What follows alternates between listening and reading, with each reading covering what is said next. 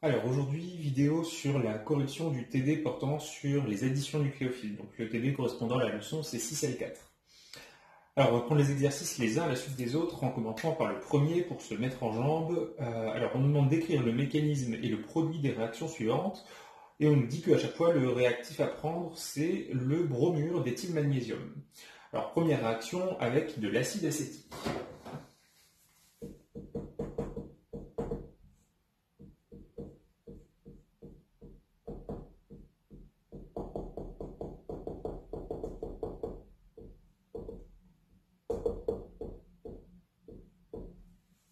Alors pour ces premiers mécanismes, je vais m'astreindre à écrire absolument tous les doublés non liants, toutes les lacunes électroniques, sans chercher à réfléchir s'ils sont utiles ou non pour le mécanisme, de façon à vous montrer là où il y en a. Et par la suite, dans le TD, je n'écrirai que les lacunes et les doublés non liants s'ils sont intéressants dans l'écriture du mécanisme. Alors là ici, on prend un instant une fois qu'on a posé ces deux réactifs. Bon, bromure d'éthylmagnésium, c'est un organomagnésien réactif de Grignard. On sait que c'est un composé qui va être un nucléophile puissant, une base très forte, et on avait évoqué également un caractère réducteur, mais qui n'est pas au programme, donc on peut l'oublier pour cette séance de TD. De l'autre côté, on a une molécule d'acide acétique. Sa famille générale, c'est les acides carboxyliques. Et là, il faut se poser une question. A-t-on vu dans la leçon C6L4 une réaction d'addition nucléophile entre un organomagnésien et un acide carboxylique? Vous pouvez feuilleter et vous ne trouverez pas de réaction, simplement parce qu'il n'y en a pas. En réalité, ce qui se passe, c'est que l'acide carboxylique qui est là, il y a bien un carbone ici, chargé delta+, mais il y a aussi et surtout un proton qui est là. Si jamais on analyse les pKa des deux couples acido-basiques associés, pour le pKa de l'acide acétique couplé avec l'ion acétate, eh bien l'hydrogène qui est là est à un pKa à peu près égal à 5, et pour l'organomagnésien, c'est une base forte de pKa à peu près égal à 50. Donc, on a ici le pKa de la base supérieur au pKa de l'acide. On va donc avoir une déprotonation quantitative possible. La constante d'équilibre associée, ce serait 10 puissance l'écart entre les pKa, donc 10 puissance plus 45. On a donc une réaction de déprotonation très favorisée du point de vue thermodynamique. Si on cherche à écrire le mécanisme, eh bien, ici, souvenez-vous que lorsqu'on a ET-Lg, le doublet non liant appartient au carbone relié au magnésium. Ça vient du fait qu'on a une inversion de polarité. Pardon, pas une inversion, en tout cas une polarité particulière, delta- sur le fragment carboné et delta+ sur l'atome de magnésium. Donc ici, les électrons de la liaison éthylmagnésium vont venir capter le proton qui est là, les électrons de la liaison OH sont rabattus vers l'atome d'oxygène, et on obtient au cours d'un acte élémentaire qui va être équilibré. Alors pour les actes élémentaires acido-basiques, ils sont toujours équilibrés. Là ici, puisque la constante d'équilibre est très très grande, la réaction en sens retour est défavorisée, donc on peut mettre une flèche plus courte ou éventuellement ne pas l'écrire. Moi je vous conseille de mettre les deux flèches quand même. Les produits qu'on obtient, eh bien d'abord, là ici, on a de l'acide acétique déprotoné, c'est-à-dire un ion acétate. Et pour le fragment éthyle, eh bien il capte ici un proton. Donc on a ETH, c'est-à-dire une molécule d'éthane. Cette molécule d'éthane, si on est dans des conditions de température et de pression atmosphérique, elle va quitter le milieu réactionnel sous forme gazeuse, on peut le mettre comme ça entre parenthèses, ou faire, comme on l'avait déjà vu, une flèche qui part vers le haut. Il nous reste à préciser le devenir du fragment qui est à droite. Eh bien, on a ici le magnésium qui perd un électron lors du déplacement électronique qui est là. Donc, il récupère une lacune, enfin on voit apparaître une lacune supplémentaire. Il porte en plus une charge formelle positive qui va venir s'associer par liaison ionique à l'oxygène chargé négativement.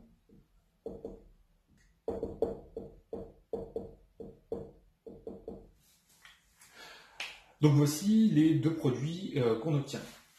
Au passage, un petit commentaire sur l'utilité de cette réaction, bien, ça nous permet de passer d'un acide carboxylique à un ion carboxylate, mais mis à part ça, il n'y a pas un énorme intérêt en synthèse.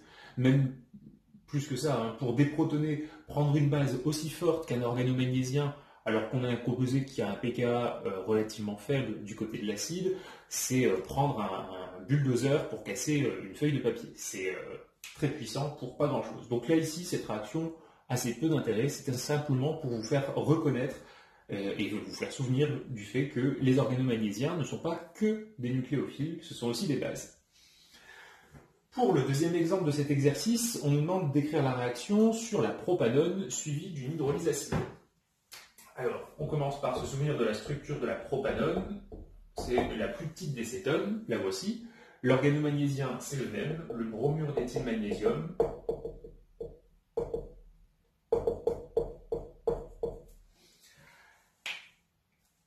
On s'arrête un instant et on se demande, a-t-on vu une réaction entre une cétone et un organomagnésien? La réponse est oui, c'est une réaction d'addition nucléophile. Toujours pareil, on se sert du caractère delta- du carbone relié au magnésium et du caractère ici delta+, du carbone relié à l'oxygène. Lorsqu'on écrit le déplacement électronique, le fragment éthyle va venir attaquer le carbone qui est là. La flèche verte correspond à la formation d'une nouvelle liaison, donc le carbone fonctionnel doit perdre une liaison. Une paire électronique va donc être rabattue en direction de l'atome d'oxygène, qui va par conséquent devenir chargé négativement. Le produit donc qu'on obtient, c'est celui-ci. Je vais mettre à droite le fragment éthyle qui est le fragment additionné par l'organomagnésiien, l'oxygène au moins, et à proximité, le fragment MgBr+, avec le plus sur le magnésium, qui est attiré par traction électrique vers l'atome d'oxygène au moins. J'en profite pour faire un petit point sur un truc que j'ai oublié sur la première réponse. Je vous avais dit de toujours faire figurer sur les flèches d'actes élémentaires le type de réaction. Là ici, pour la réaction que je viens d'écrire, c'est une addition nucléophile. On voit puisque le nombre d'insaturations diminue et que le réactif, l'organomagnésiien, est un nucléophile. Pour la réaction qui est juste au-dessus, j'ai beaucoup utilisé le vocabulaire, mais je ne l'ai pas écrit, donc on va le rajouter. On a un acide qui réagit avec une base. C'est une réaction acido-basique qu'on va noter simplement AS/B. Bien, je reviens maintenant au deuxième exemple. Donc là, on a fait la première étape, l'addition nucléophile, et on nous dit qu'il y a ensuite une étape d'hydrolyse acide. Alors, pour l'hydrolyse acide, je vais faire intervenir H+, le solvant, c'est l'eau. Et qu'est-ce qui va se passer? Eh bien, ici, on a un ion alcoolate qui appartient au couple alcool-alcoolate. Le pKa associé, c'est aux alentours de 17-18.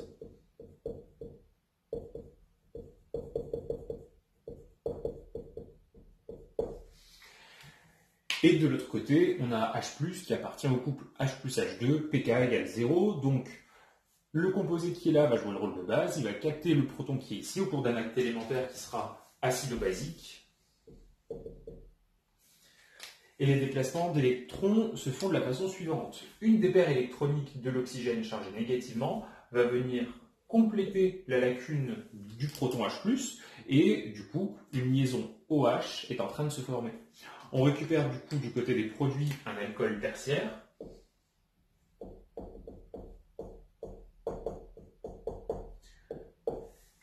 Et concernant les sous-produits, eh bien, pour le fragment MgBr+, lorsqu'on va le mettre dans l'eau, il va être solubilisé, avec les étapes de dissociation et de solvatation.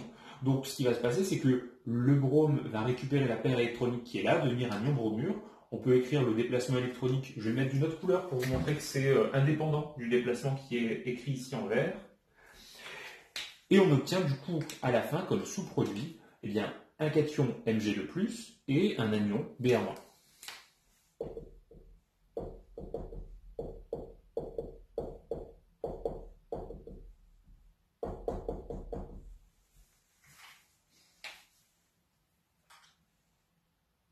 On continue et on nous dit que le réactif suivant, c'est la molécule d'acétylène. Alors, acétylène, c'est un nom courant pour la molécule qui s'appellerait en nomenclature systématique l'éthine.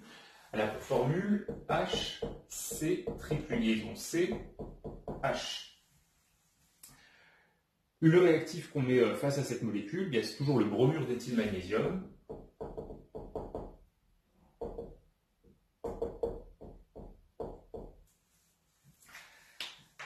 Encore une fois qu'on a posé les réactifs, on prend un instant et on sonde sa mémoire. A-t-on vu une réaction entre un alcine et un organomagnésien? Dans la leçon C6L4, la réponse est oui. Dans un seul et unique paragraphe, c'est la synthèse des organomagnésiens acétyléniques.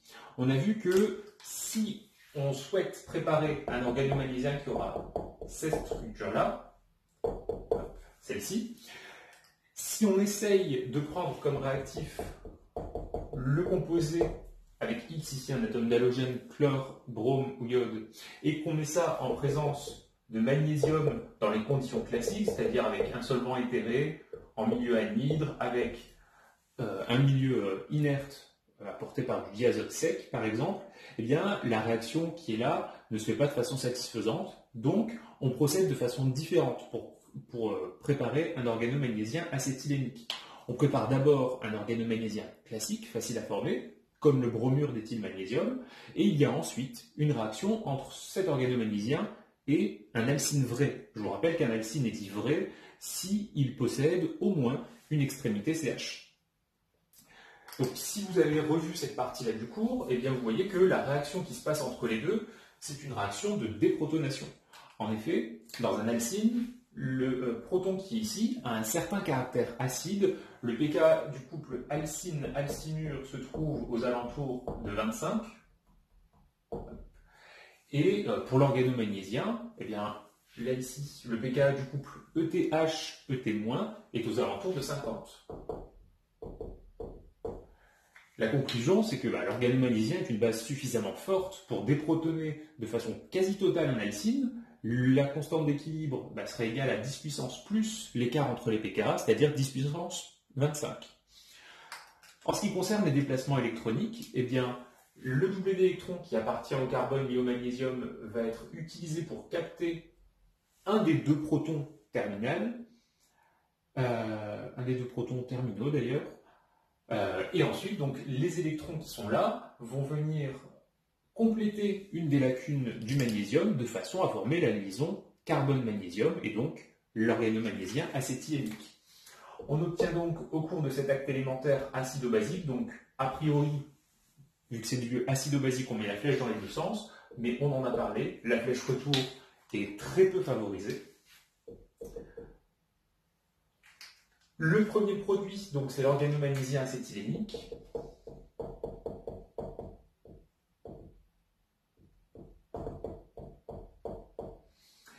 Et le sous-produit qu'on va obtenir, eh bien, c'est le fragment éthyle qui capte un hydrogène, c'est-à-dire une molécule d'éthane.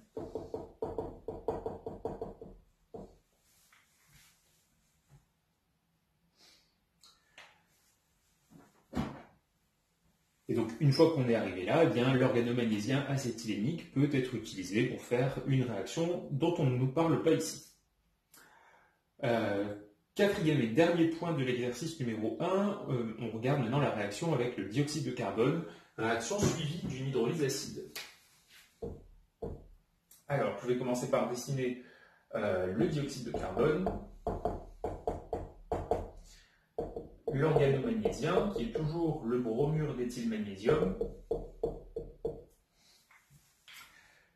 Encore une fois qu'on a posé les réactifs, on fouille sa mémoire et on se dit où est-ce qu'on a vu une réaction qui fait intervenir un organomagnésien et du CO2. Eh bien, c'est dans la partie sur les additions nucléophiles.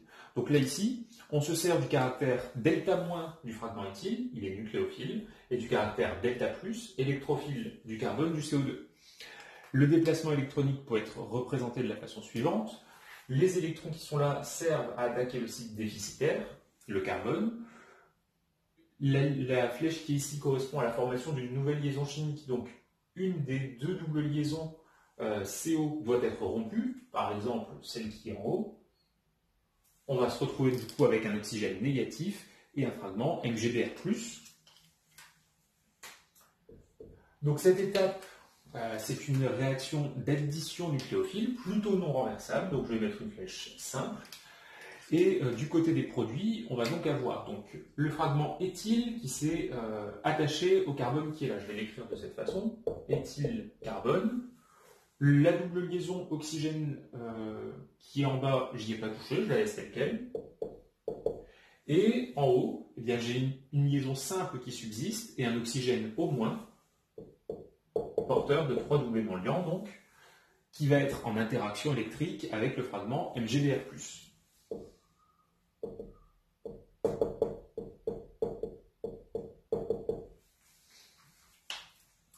Donc, on a formé ici un ion carboxylate, et lorsqu'on fait l'hydrolyse acide, si le pH du milieu qui sert à réaliser l'hydrolyse est suffisamment bas, on va pouvoir protoner l'ion carboxylate en acide carboxylique de façon quantitative.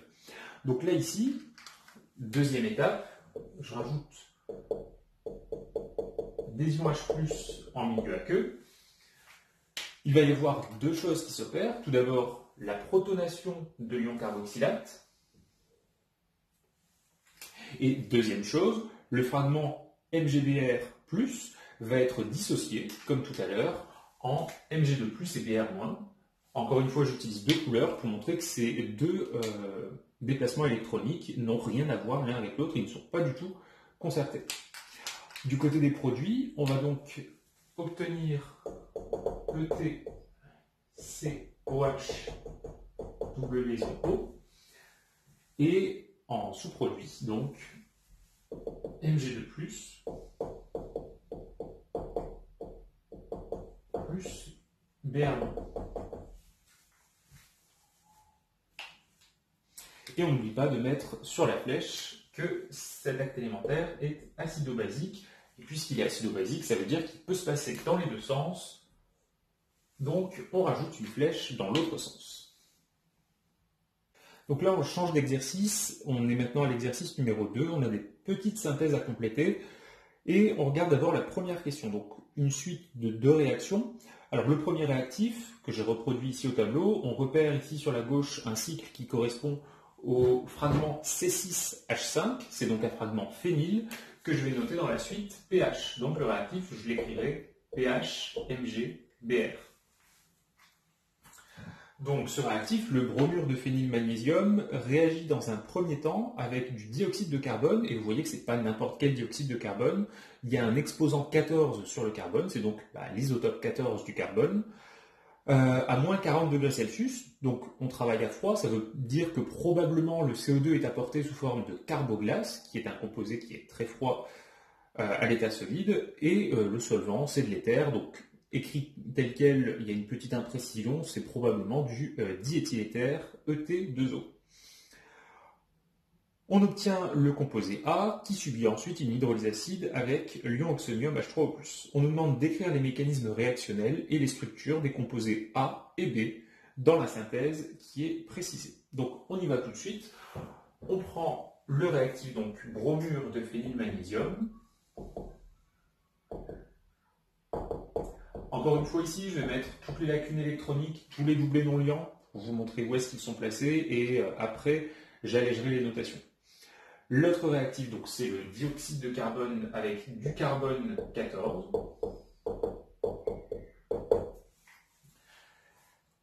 La réaction, on vient de la voir dans l'exercice numéro 1, c'est une addition nucléophile de l'organomagnésium sur le CO2. On obtient au cours de cet acte élémentaire plutôt non renversable un ion carboxylate.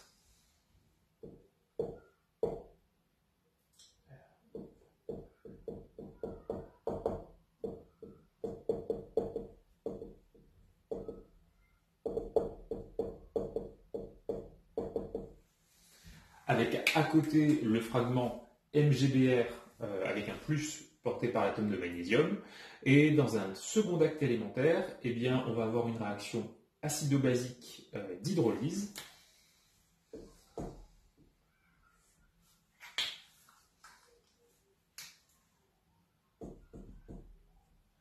Alors, dans l'énoncé, on nous parle de H3O+. Moi, dans le cours, j'ai souvent fait les hydrolyses avec H+. Voyons voir comment on pourrait l'écrire avec l'ion oxonium.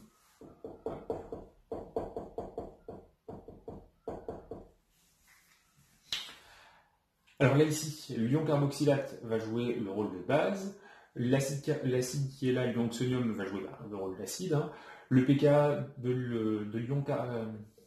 l'ion benzoate qui est ici, c'est aux alentours de 4 à 5.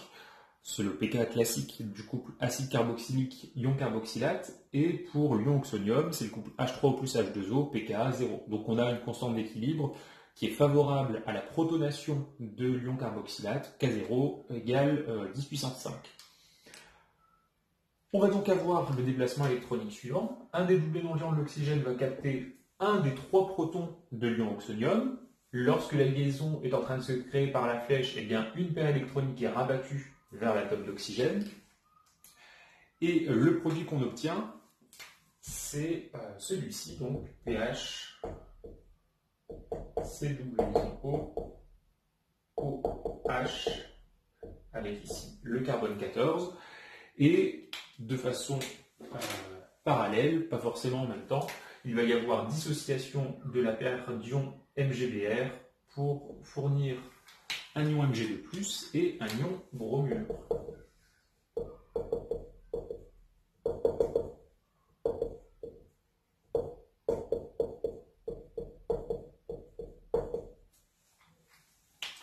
Je vous fais également un commentaire là ici sur ma façon d'écrire les choses. Lorsque j'écris une suite de réactions, si ça ici ça représente une page ou même le tableau, j'ai pris l'habitude d'écrire les choses comme quand on écrit classiquement, de gauche à droite, et une fois que j'arrive au bout de la ligne, eh bien je reprends à la ligne du bas.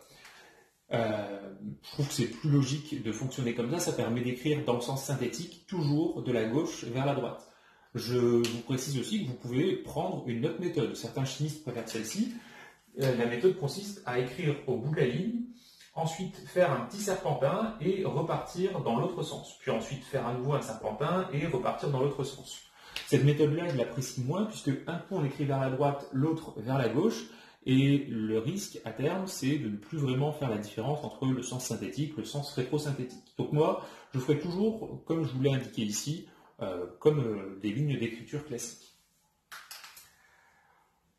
Ok, donc on a ici écrit les 2 étapes de la réaction. Il nous reste à identifier les produits. Eh bien, le produit A, c'est celui qui est ici.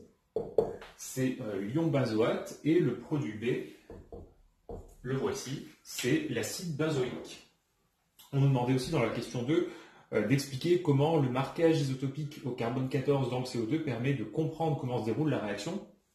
Eh bien, ce qu'il faut savoir, c'est que le carbone 14, c'est un isotope radioactif du carbone. Du coup, bien, si on analyse la radioactivité du bromure de phénylmagnésium, elle est nulle, ou en tout cas très faible. Il y a un pourcentage de carbone 14 qui tend vers 0. Alors qu'au contraire, la radioactivité du CO2 marquée isotopiquement au carbone 14 va être très élevée. Et lorsqu'on fait la réaction, si on analyse la radioactivité du produit obtenu, si on en trouve de la radioactivité dans ce produit, ben ça veut dire qu'il y a eu une réaction qui a permis d'attacher la molécule de CO2 à la molécule d'organomagnésium. Donc ça nous permet de justifier qu'une liaison chimique a bien été formée entre le réactif organomagnésien et la molécule de dioxyde de carbone. Dans la troisième et dernière question de l'exercice numéro 2, on nous propose un nouveau schéma réactionnel avec encore une fois une synthèse magnésienne et on demande d'écrire les mécanismes et d'identifier les structures des 3 composés A2, B2 et C2. Alors, le réactif initial, CH3C triple liaison CH, je vais l'écrire comme ceci. Me pour méthyle, c'est-à-dire le fragment CH3, C triple liaison CH. L'autre réactif, C2H5 MgBr, c'est donc le bromure d'éthylmagnésium. Je vais l'écrire ET-MgBr.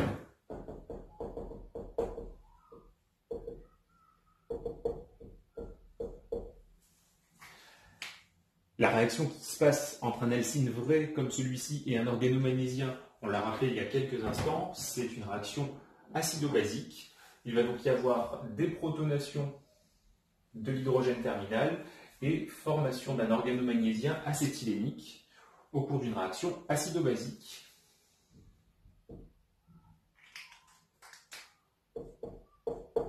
Alors cette réaction acido-basique, je ne note pas les pKa, mais c'est comme tout à l'heure, elle est très favorable à la formation des produits.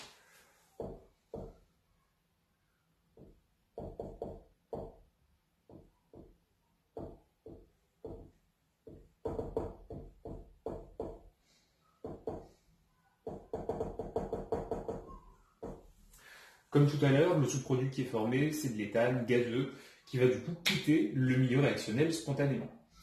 Donc là, ici, après cette première étape, on obtient le composé qui est noté A2. Ce composé A2 est ensuite mis en réaction avec de la propanone.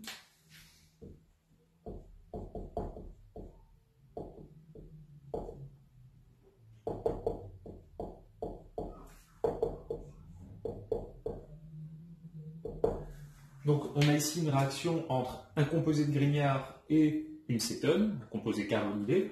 On sait qu'il va y avoir une addition nucléophile et on sait aussi que l'addition nucléophile s'écrit à partir de la liaison carbone-magnésium vers le site électrophile. Des électrons sont ensuite rabattus vers l'atome d'oxygène pour ne pas outrepasser la tétravalence du carbone fonctionnel qui est ici.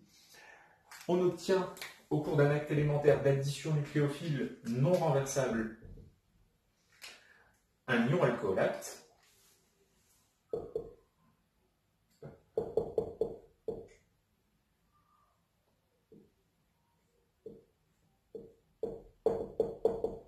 L'oxygène au moins est en interaction électrique avec le fragment Mg plus Br.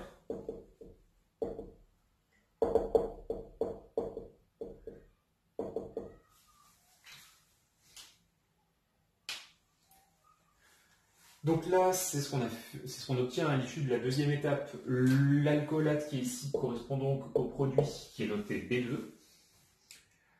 Et ce composé B2 va être mis en réaction avec des ions oxonium.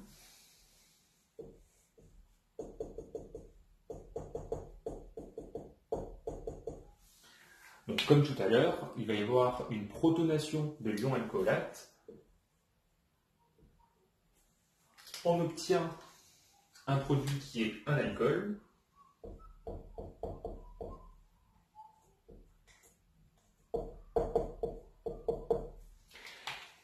Et parallèlement à ça, le fragment Mg plus Br va être dissocié en Mg2 plus et Br-.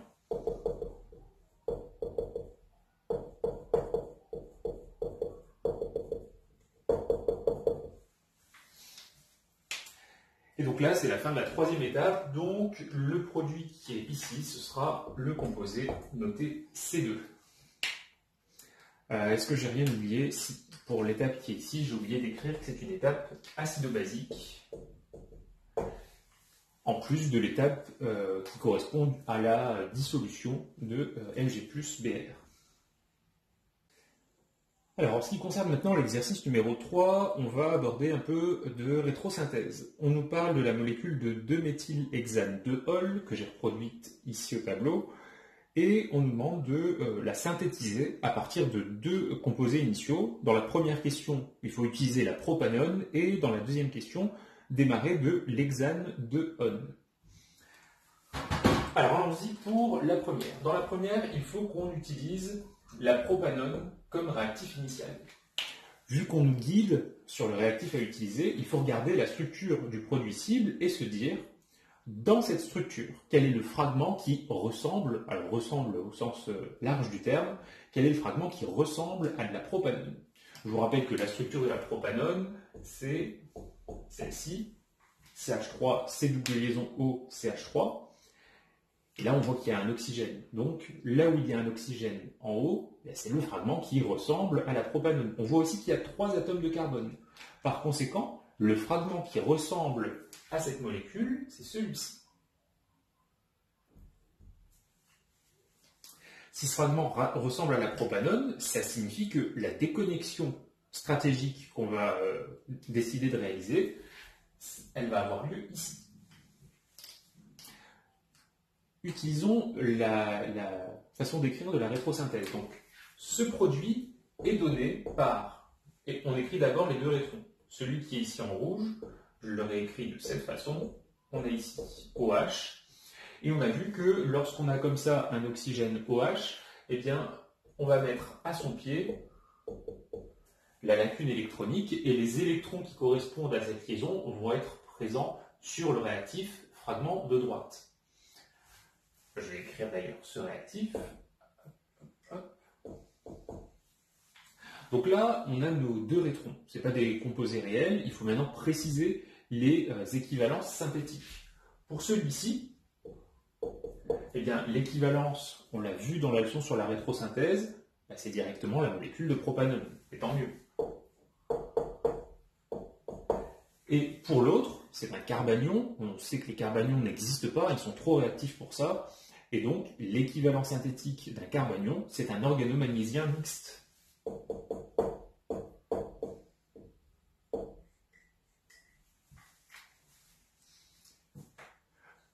On sait aussi que pour préparer un organomagnésiens mixte, il va nous falloir un halogénoalcane plus du magnésium dans les conditions classiques. Donc là ici, c'est une rétrosynthèse qui n'est pas très difficile. Je vous propose de repasser maintenant dans le sens synthétique.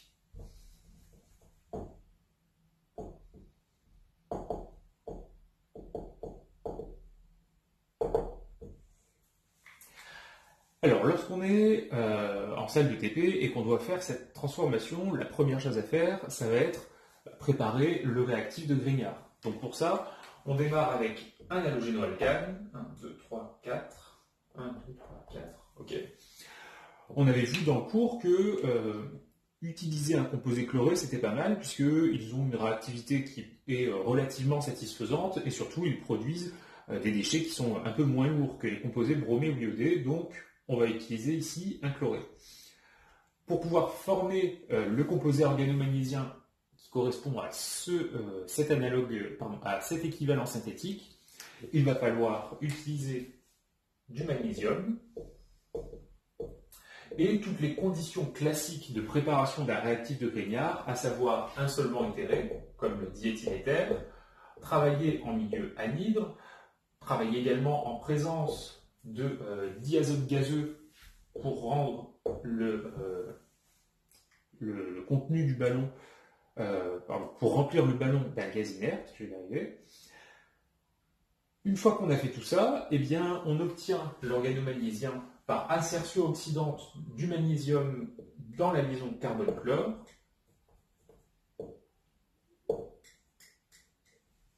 Le voici.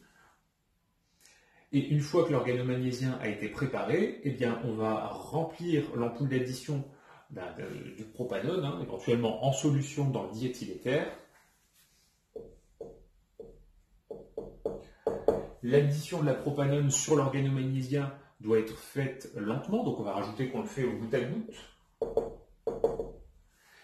Et on obtiendra, après cette étape-là, addition d'un organomagnésiens sur une cétone, on obtient un ion alcoolate.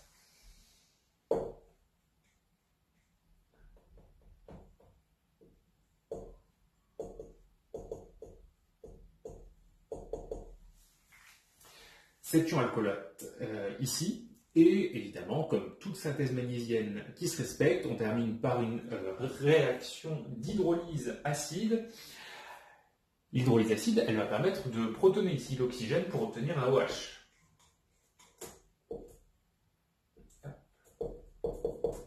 Donc le produit final qu'on obtient correspond bien au produit cible. Ça, c'est une bonne chose. Il faut compléter cette flèche-là. On fait une hydrolyse, donc il va nous falloir de l'eau. Ça, c'est certain. Il nous faut aussi un acide. Et on constate que l'alcool qui est préparé ici n'est pas de n'importe quelle classe, c'est un alcool tertiaire.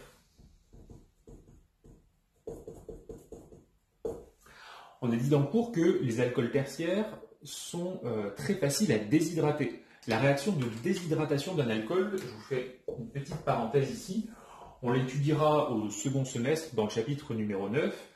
Là ici, je vous explique simplement ce qui se passe. Si on démarre d'un alcool tertiaire comme celui avec lequel on travaille et qu'on le met en milieu acide, il peut se passer la réaction de déshydratation qui mènera à la formation d'un alcène.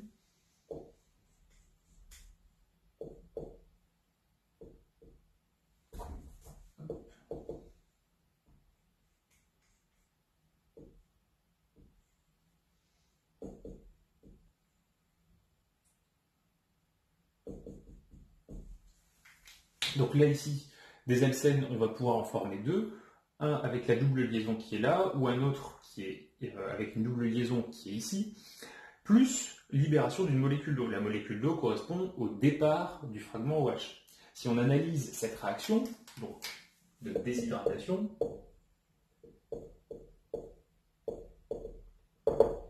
et qu'on étudie l'évolution du nombre d'insaturations, on constate qu'initialement il n'y en a pas, à la fin il y en a une, c'est donc une réaction d'élimination.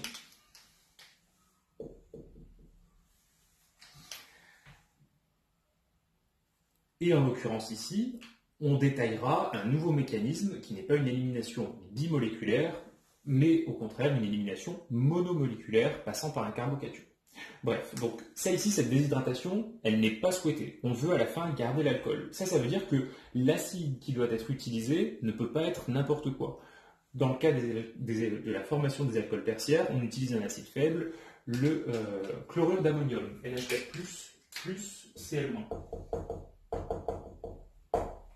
De cette façon, NH4+, ben lui, il est trop faible pour transformer, pour faire la déshydratation d'un alcool tertiaire, et on forme bien le produit souhaité. Pour la deuxième voie de synthèse, on nous demande de partir de l'hexane de Hon. C'est ce composé-là.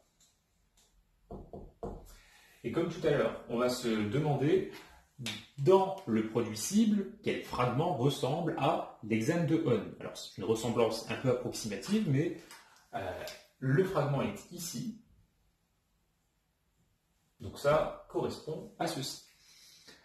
Ça veut donc dire que la déconnexion qu'on va réaliser, elle a lieu à cet endroit. Et on passe maintenant avec l'écriture rétrosynthétique. Donc ce produit cible est donné par le fragment qui est là, un CH3, et le fragment qui correspond à ce que j'ai entouré en rouge.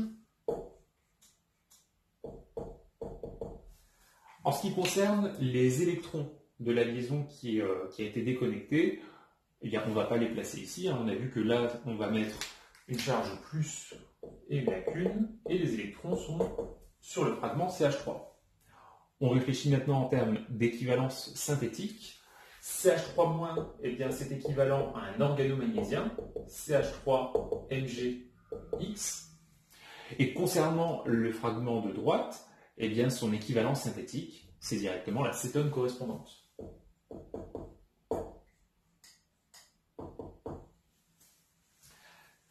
À partir de là, eh bien, on reprend dans le sens de la synthèse en commençant, comme tout à l'heure, par préparer l'organomagnésium.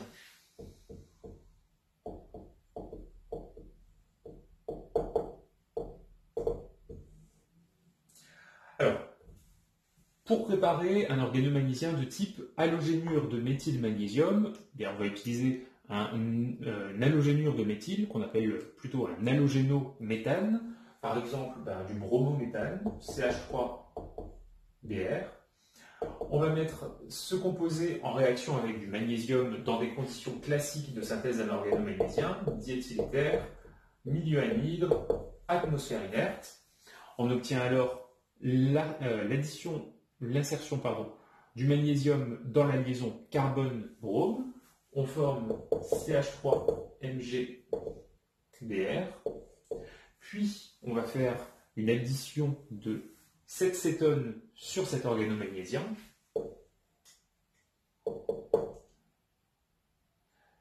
Comme tout à l'heure, l'addition va être réalisée au goutte à goutte.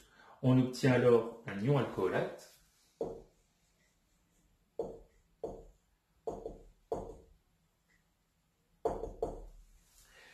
Et on termine par l'hydrolyse acide qui permet de former l'alcool. Et puis, vu que l'alcool c'est le même, il est tertiaire, donc on prend le chlorure d'ammonium en milieu aqueux pour obtenir le produit cible.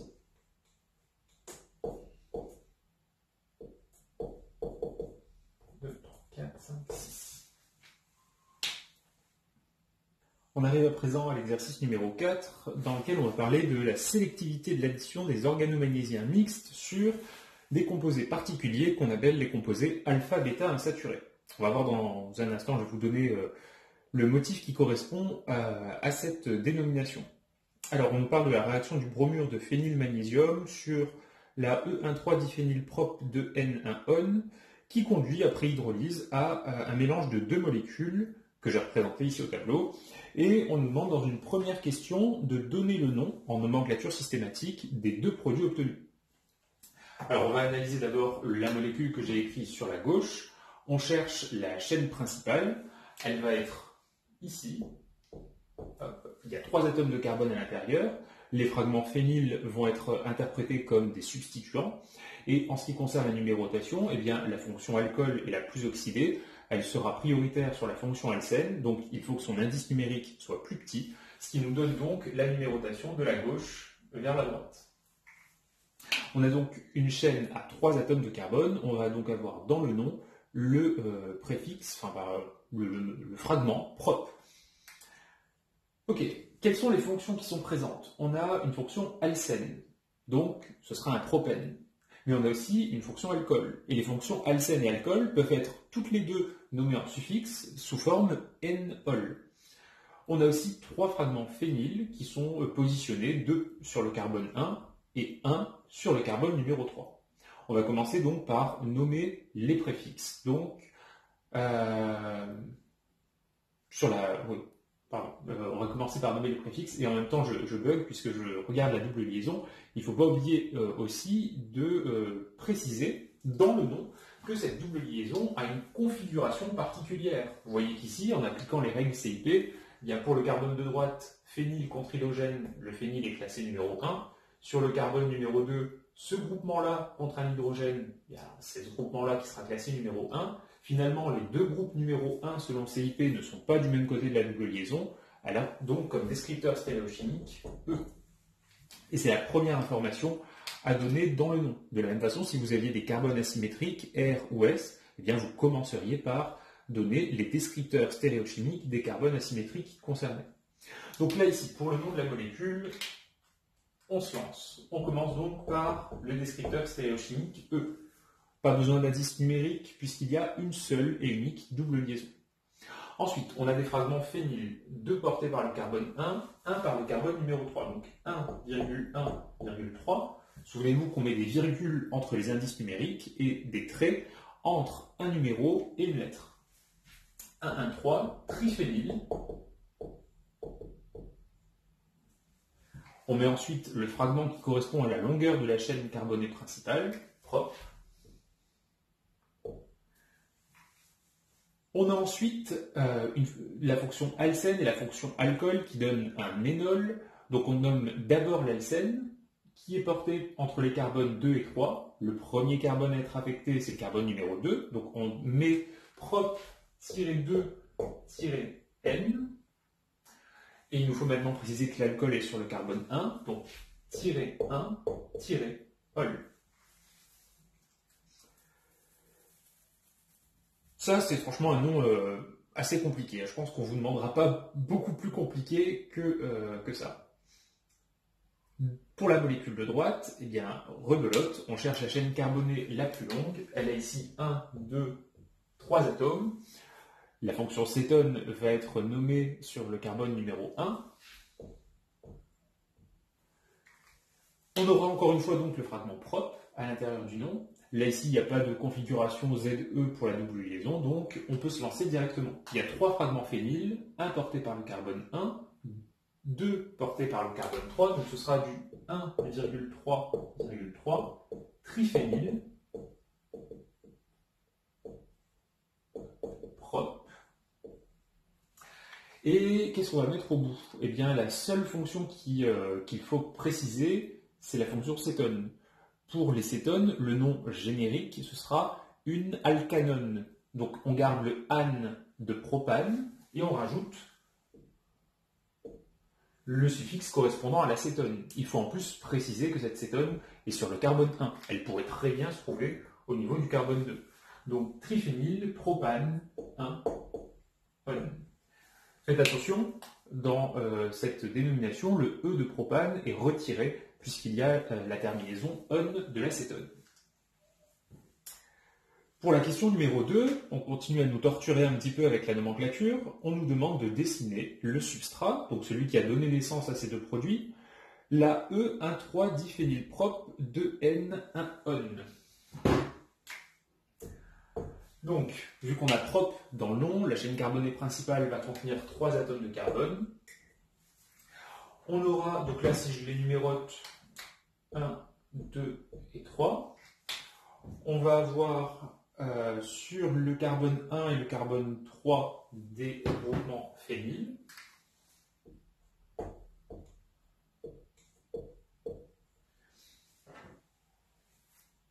En plus de ça, on a sur le carbone 2 une fonction alcène de configuration E. La voici, et j'ai bien la configuration E pour l'alcène contenue entre les carbones 2 et 3. Et on a une fonction cétone portée par le carbone numéro 1. Elle va donc être ici. Donc ça, c'est le substrat initial. On va faire une petite parenthèse pour comprendre pourquoi est-ce qu'on appelle ça un composé alpha-bêta insaturé ou alors acétylénique. Alpha-bêta, pas acétylénique, mais alpha-bêta éthylénique. J'ai parlé plus vite que ce que j'ai réfléchi. Quand on analyse ce composé-là, la fonction chimique qui est assez évidente, qui nous donne envie de décrire des réactions, c'est la fonction cétone. Donc le carbone que je vais mettre ici en évidence en l'entourant en rouge, c'est le carbone fonctionnel. On a vu qu'on pouvait nommer les voisins d'un carbone particulier avec des lettres grecques. Le voisin de celui-ci, on va l'appeler le carbone alpha. Le voisin du carbone alpha, c'est le carbone bêta. Et on pourrait continuer comme ça avec carbone gamma, delta, etc. On voit qu'entre les carbones alpha et bêta se trouve une double liaison. On sait qu'une double liaison, c'est une insaturation. Et donc c'est pour ça qu'on appelle ce genre de composé un composé alpha-bêta insaturé. Pourquoi est-ce qu'on appelle aussi ça un composé alpha-bêta éthylénique? Eh bien parce que l'éthylène, c'est la molécule suivante, CH2, double liaison CH2, et vous remarquez qu'effectivement, le fragment contenu entre les carbones alpha et bêta est de la même famille que celui-ci, c'est-à-dire la famille des alcènes. On appelle ça aussi parfois des alpha-énones. Alors une énone,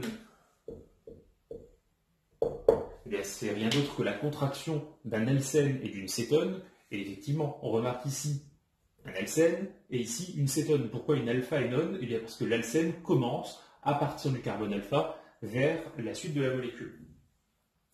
Et donc maintenant qu'on a fait le petit point concernant le nom qu'on donne à cette famille de composés, on passe à la question numéro 3. On nous demande d'écrire les formules mésomères possibles du substrat. Cette question 3, elle est intimement corrélée à la question numéro 4, dans laquelle on nous demande d'identifier les 2 sites électrophiles présents dans le substrat.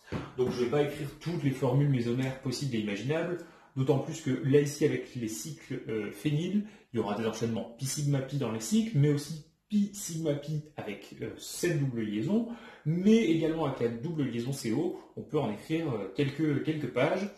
Je vais seulement ici cibler celles qui sont intéressantes pour répondre à la question 4. Donc je commence par remettre la structure qui est au-dessus, et vu qu'on va faire de la mésomérie, je vais préciser les doublés non liants sur l'atome d'oxygène.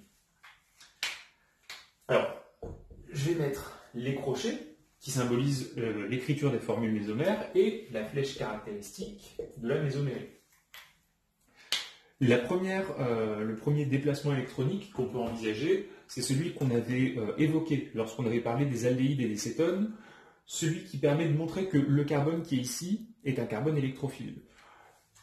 On peut prendre les électrons pi et les rabattre vers l'atome d'oxygène pour arriver à une répartition non symétrique des électrons, avoir un carbone dépourvu d'électrons porteur d'une lacune et un oxygène négatif. Voilà ce qu'on obtient.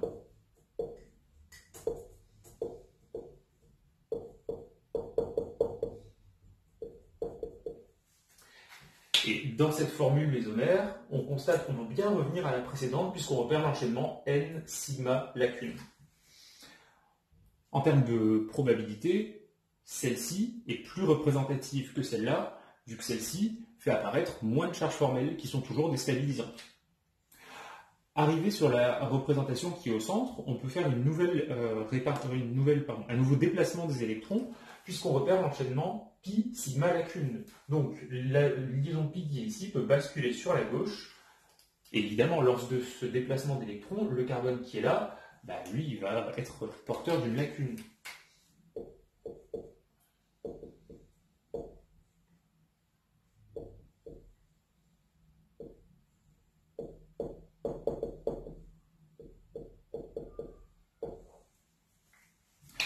J'ai ici tout ce qu'il faut pour répondre à la question numéro 4. Je vais l'écrire en bleu pour le mettre en évidence. On nous demande de trouver des sites électrophiles. Électrophiles, ça veut dire qu'il manque d'électrons. Eh bien, il y en a deux carbones qui respectent cette définition. Celui qui est ici, directement relié à l'atome d'oxygène, et également celui qui est là.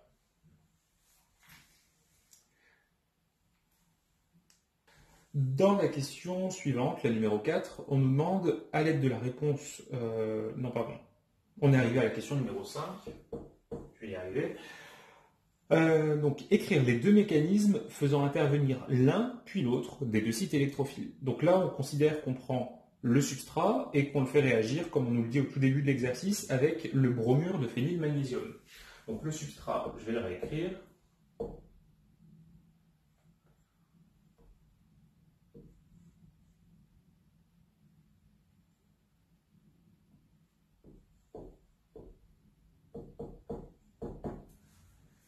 Et le bromure de phénylmagnésium.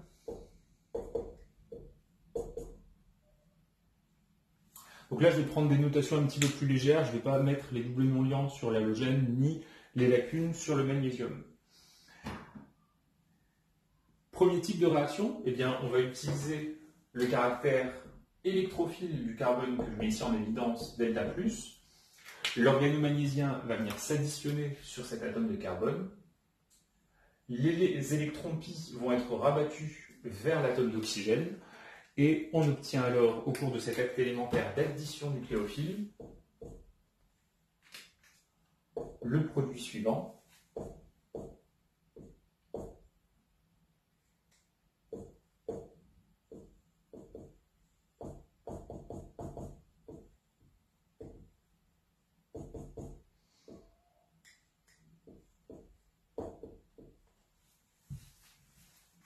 Donc là, vous voyez que sur la gauche, le phényl qui est ici vient se lier au carbone. C'est pour ça qu'on a ici à droite deux phényls. Et l'oxygène négatif est en interaction avec le fragment Mg+Br. Deuxième réaction qui succède à l'addition, eh bien c'est l'hydrolyse acide. Je vais l'écrire ici avec H+.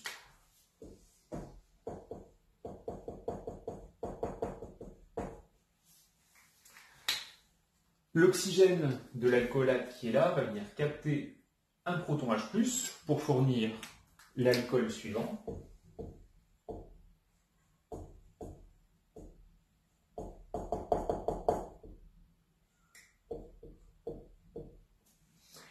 Et parallèlement à ça, il va y avoir dissociation de Mg plus Br. Donc je vais écrire directement Mg2 plus aqueux plus Br moins aqueux. En ce qui concerne les types de réactions qu'on porte au niveau de la flèche, il y a une réaction acido-basique qui est ici. Et si vous voulez être tout à fait méticuleux, bien pour MgBr, c'est une réaction de dissolution qu'on peut rajouter aussi. Mais qui est quand même pas ce qui va intéresser le plus le chimiste organicien, puisque je vous le rappelle, l'organicien, lui, ce qui l'intéresse, c'est les composés carbonés préférentiellement. Deuxième mécanisme, en faisant intervenir l'autre site électrophile. Donc je vais réécrire le substrat et le réactif.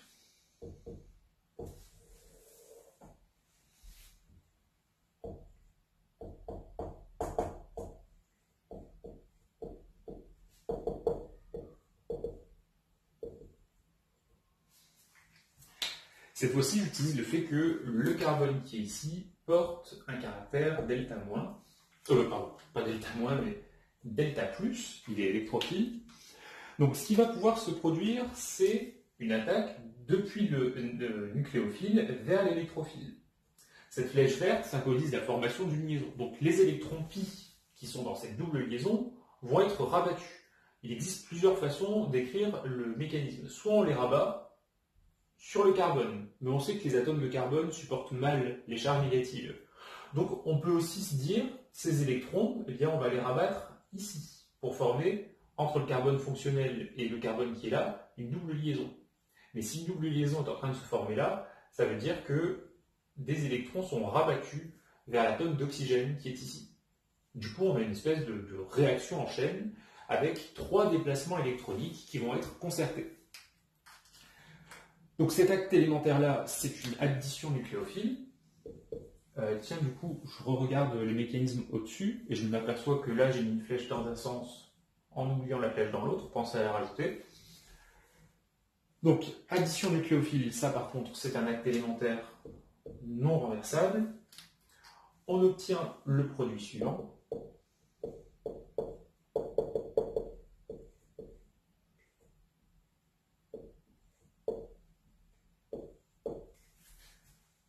Et Mg BR.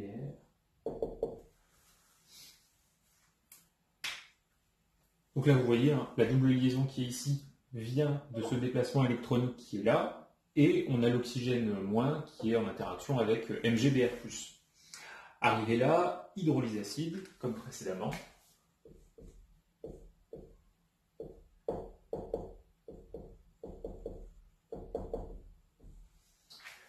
L'alcoolate va capter un proton. Le fragment MgBr+ va être dissocié. Alors j'en ai un peu marre de l'écrire, donc je vais juste mettre sur la flèche là moins Mg+ Br, simplement pour dire que je ne vais pas le réécrire dans la suite du mécanisme. Et j'obtiens donc ce composé là.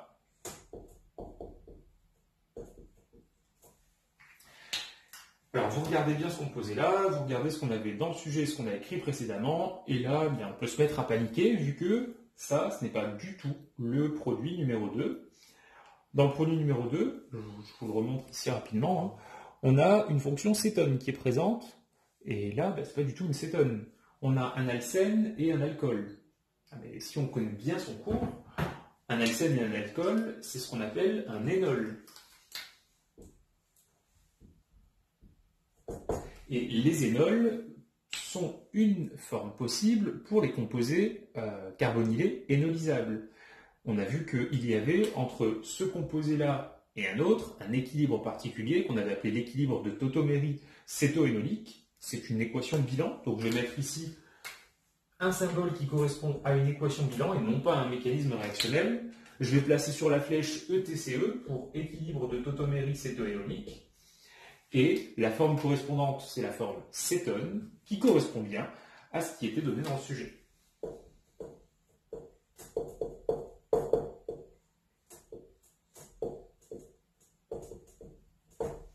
Donc finalement, on a paniqué, mais une bonne connaissance du cours nous permet de retomber sur nos pieds. Alors pour la question numéro 6, on nous demande d'identifier les produits d'addition 1,2 d'une part et 1,4 d'autre part. Donc ça ne s'invente pas, c'est quasiment une connaissance de cours. Vous reverrez ça l'année prochaine. Donc je vous dis juste que pour voir ces numérotations apparaître, on démarre de l'oxygène, 1, 2, 3 et 4, en suivant la chaîne d'atomes réactifs. Si jamais l'organomagnésiien attaque sur le carbone numéro 2, eh bien on parlera d'un produit d'addition 1,2. Ça correspond au premier mécanisme que j'ai écrit dans la question numéro 5.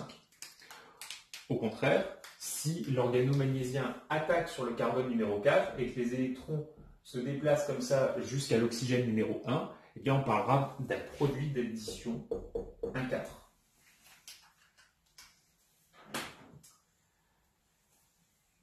Ensuite, dans la question numéro 7, dans laquelle il n'y a d'ailleurs pas de question... Si, pardon, je l'ai corrigé.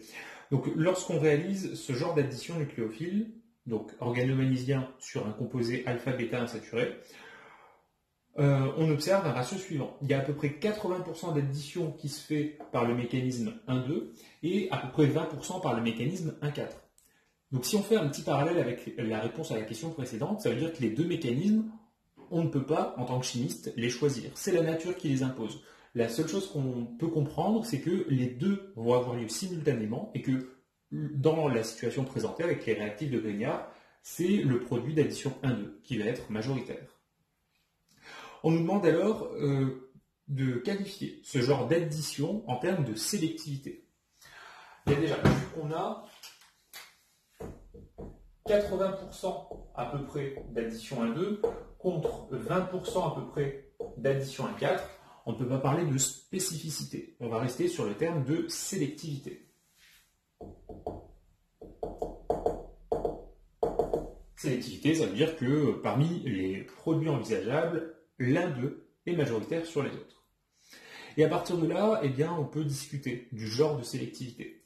Les deux existent, ça dépend de la définition. Les deux points que je vais vous donner maintenant existent, ça dépend de la définition qu'on pose sur les termes de régiosélectivité et chimiosélectivité. Donc, dans un premier temps, si on considère qu'une alpha-énone correspond à une seule et unique fonction chimique, eh bien, on s'aperçoit que addition 1,2 ou 1,4, c'est une zone différente du substrat qui est attaqué, et puisque c'est une région différente qui est attaquée, on peut donc dire que c'est de la régiosélectivité. Donc, on peut voir ça comme ça. Je vous fais quand même un commentaire. Dans le cours, on a dit qu'une transformation était régiosélective si elle peut mener à plusieurs produits qui ont entre eux une relation de régioisomère, c'est-à-dire des isomères de constitution. Par conséquent, dire que la transformation est régiosélective, ça ne correspond pas à la définition que je vous ai donnée dans le cours. Si jamais vous écrivez ça, il faut bien sûr justifier en disant que c'est la région attaquée qui n'est pas la même. Et certains chimistes le disent, donc c'est d'une certaine façon recevable.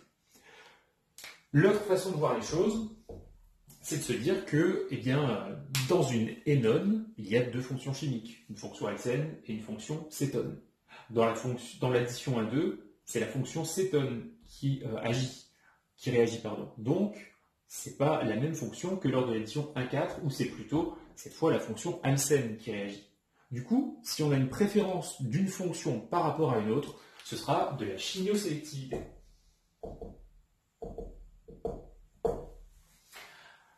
Donc là, je pense que, pour être tout à fait honnête avec vous, il n'y a pas de bonne ou de mauvaise réponse entre ces deux-là. Ce qui permet d'avoir les points à la question, c'est surtout la justification que vous en faites ensuite. Par rapport aux définitions qu'on avait données dans le chapitre numéro 6, ce qui correspond le plus à ce qu'on avait mis, c'est quand même la définition de la chimiosélectivité pour cette transformation. Alors, pour l'exercice suivant, le numéro 5, on parle d'une manipulation qu'on peut réaliser en séance de TP, le titrage d'un organomagnésiien mixte. Ça peut être utile de savoir la concentration d'un organomagnésiien, simplement parce qu'ensuite ça permet d'ajuster le volume de substrat qu'on ajoute dessus. Donc on nous propose un protocole d'abord de synthèse d'un organomagnésiien, c'est le premier petit paragraphe de 2 lignes, et dans le petit paragraphe suivant, eh bien, on nous explique la façon dont est dosé l'organomagnésiien. Donc prenez un instant pour lire ça. Et dans la question numéro 1, on nous pose une question, donc pourquoi le diode I2 est-il soluble dans le toluène? Alors on parle de solubilité, donc on doit avoir en tête le fameux adage like dissolves like, c'est-à-dire que les composés qui ont des caractéristiques similaires vont bien se mélanger les uns les autres. En ce qui concerne le diode, eh bien c'est une molécule qui est apolaire et aprotique. Et le solvant qui est utilisé, le toluène, celui-ci, méthylbenzène, c'est son autre nom, eh bien c'est un solvant qui est apolaire et aprotique lui aussi. Finalement, le solvant et le soluté se ressemblent, donc ils vont se mélanger facilement. On nous demande également quelle est la couleur du diode dans le toluène. Eh bien c'est la même couleur que lorsqu'il est dans le cyclohexane, on avait fait un TP là-dessus en début d'année, c'est-à-dire une couleur violette. Dans la question numéro 2, on nous demande pourquoi utilise-t-on une solution de diode dans le toluène et non pas une solution aqueuse d'eau iodée? Bien, la réponse, c'est qu'on travaille ici avec un organomagnésiien. Et si on met une solution qui contient un organomagnésiien dans de l'eau iodée, vous vous doutez bien que dans l'eau iodée, il y a plein de molécules H2O qui vont quasiment immédiatement détruire l'organomagnésiien. Donc, ça rendrait le titrage impossible. La deuxième question de la question 2, là, c'est pourquoi verse-t-on aussitôt dans la solution dans le diode? Donc, justifier le mot aussitôt. Eh bien, il faut savoir que lorsqu'on prend un organomagnésiien et qu'on le met au contact de l'air, il va être mis en présence de dioxyde de carbone gazeux, de vapeur d'eau, et également en présence de dioxygène gazeux. on avait parlé de tous ces composés dans la façon de préparer un réactif de Grignard, et on avait dit qu'ils allaient détruire l'organomagnésium, ça faisait partie des réactions de parasites. Bah, ça veut dire que si on laisse l'organomagnésium en solution trop longtemps au contact de l'atmosphère, il va rencontrer ces agents à l'état gazeux, et donc il va être détruit. Question numéro 3, on nous demande pourquoi faut-il mener le dosage par le thiosulfate lentement et sous forte agitation. Alors, le thiosulfate, il est apporté sous forme d'un solide ionique, le thiosulfate de sodium de formule Na2S2O3 solide. Ça, c'est un composé ionique. On peut aussi l'écrire 2Na+, virgule, S2O3, 2-. On voit avec cette écriture-là qu'il y a bien des ions à l'intérieur. Vous savez que les ions ne vont pas pouvoir être dissous à l'intérieur d'un solvant tel que le toluène, puisque son caractère dissociant est quasi nul, et on aurait simplement du solide dans le fond du toluène. Ça veut dire que pour la solution de thiosulfate de sodium, il n'y a qu'un seul solvant qui peut être utilisé, c'est l'eau.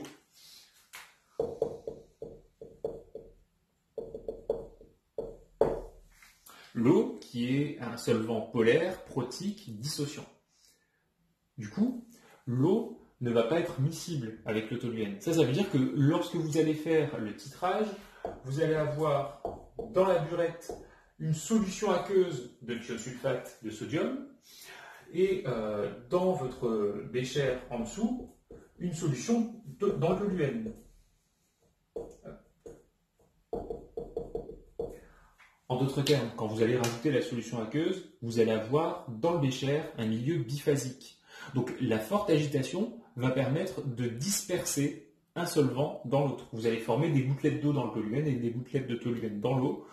Et donc, vous allez comme ça avoir une grande surface de contact entre les deux phases, ce qui va permettre la réaction. Pourquoi est-ce qu'il faut aller lentement? Eh bien, pour laisser les échanges, pour laisser les réactions qui vont avoir lieu à l'interface entre les gouttelettes d'eau et de toluène, leur laisser le temps d'avoir lieu. Alors, pour terminer la 5e et dernière question de l'exercice, j'ai repris les valeurs, j'ai refait les calculs et je pense qu'il y a un petit bug dans les données numériques qui sont dans l'énoncé. Donc, on va voir ensemble là où il faut corriger. Donc, dans la question 5, on nous demande de calculer la concentration molaire de la solution magnésienne. Donc, on veut déterminer quelle est la concentration d'organomagnésium qu'on obtient dans le ballon après la synthèse.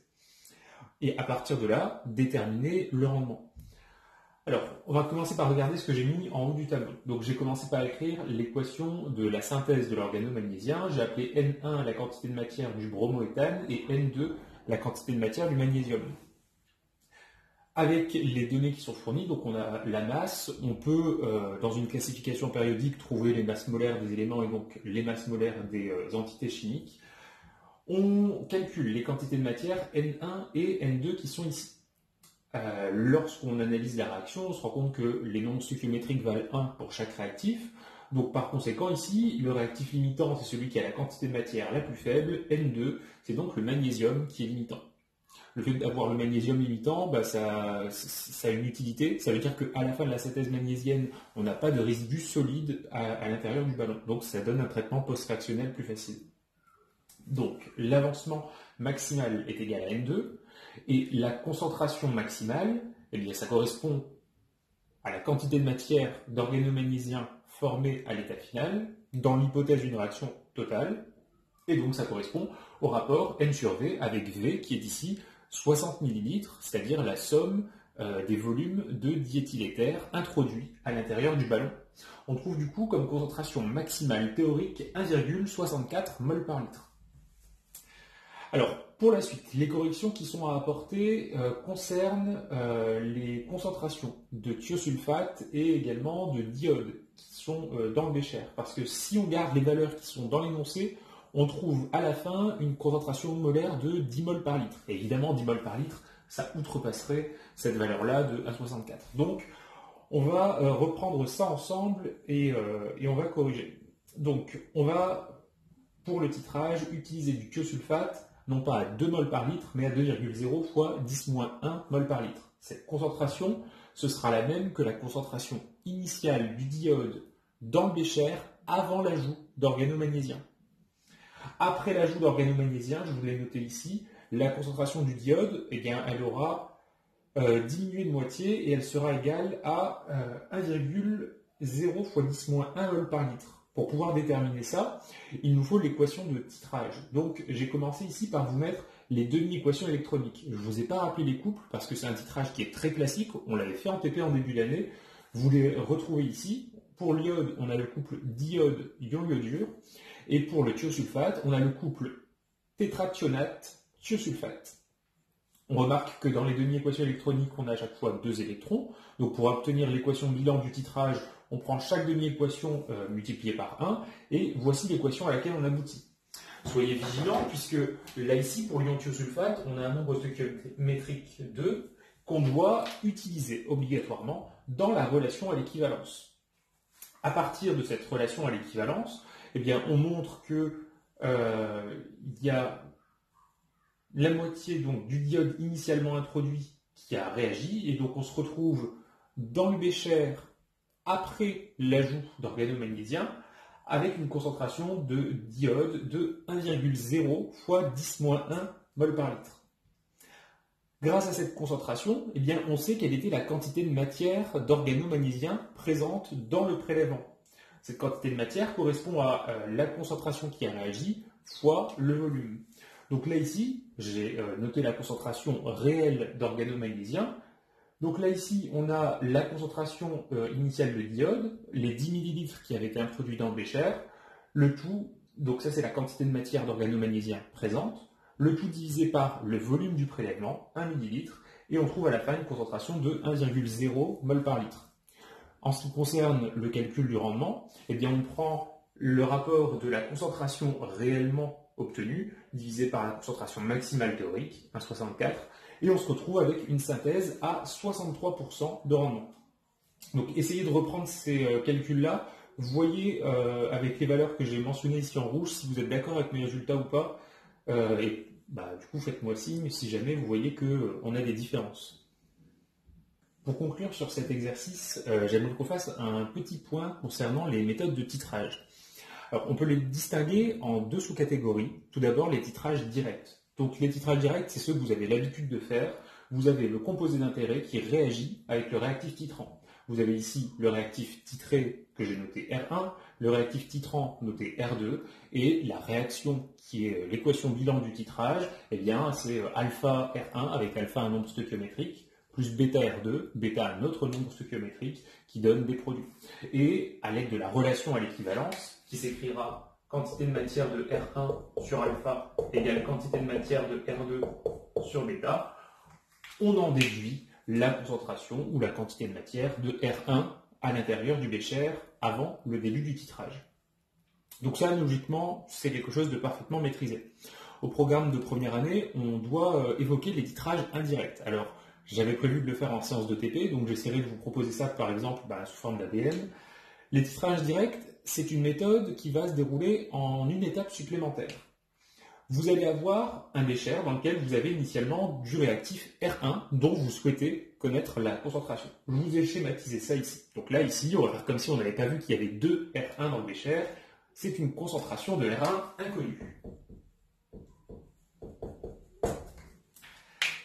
Pour déterminer cette concentration, dans un premier temps, on introduit un excès connu d'un réactif R2 qui va réagir totalement avec R1.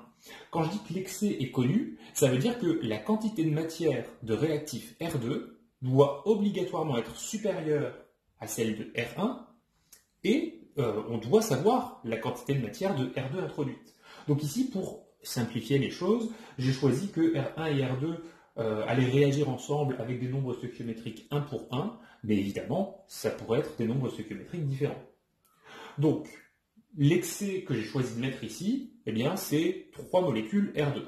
Lorsque je fais cet ajout de molécules R2, il va y avoir la réaction entre R1 et R2 qui va être totale. Ça va consommer R1 et à la fin, il me reste du R2. Là, ici, pour l'instant, on ne sait pas combien il y a de molécules R2.